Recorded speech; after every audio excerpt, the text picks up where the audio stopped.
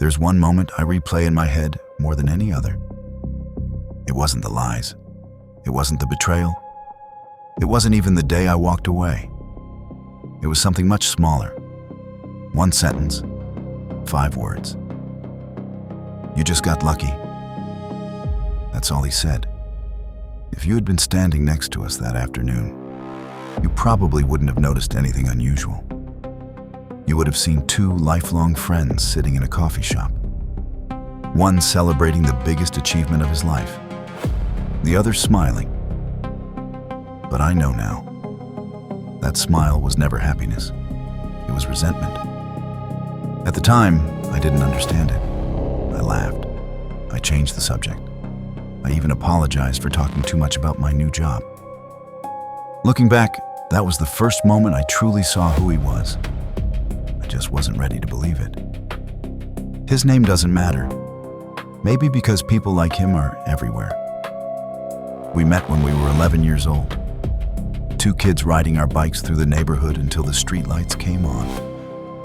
We played basketball in cracked driveways. We skipped homework to play video games. We talked about the future as if the world already belonged to us. Back then, I thought friendship was forever. I trusted him with everything, my dreams, my fears, my first heartbreak, the things I never told anyone else. If someone had asked me back then, who would never betray you? I would have answered without hesitation. Him. Everyone liked him. Teachers thought he was confident. Parents thought he was polite. Friends thought he was funny. He knew exactly what people wanted to hear. He could walk into any room and become the center of attention within minutes. Honestly, I admired that. I was quieter, more reserved. He spoke for both of us, and I thought that's what best friends did. I never realized that every conversation somehow became about him, every story, every victory, every joke. Somehow, he always found a way to make himself the main character. Looking back, the warning signs weren't dramatic. They were subtle, small enough to ignore. When I won something, he laughed it off. When I was excited, he changed the subject. When someone complimented me, he immediately told a story about himself.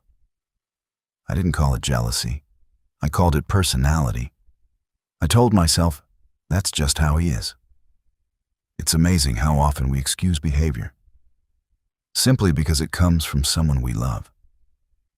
Years passed. High school ended. College came and went. Life became busier, but we stayed close. At least, that's what I believed. Then, life started changing. Careers, relationships, new opportunities, and something inside him changed too. At first, it was almost impossible to notice. But once I saw it, I could never unsee it.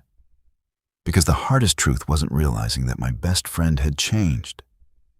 It was realizing maybe he had been the same person all along, and I was finally seeing him clearly. What happened next completely changed the way I see friendship forever.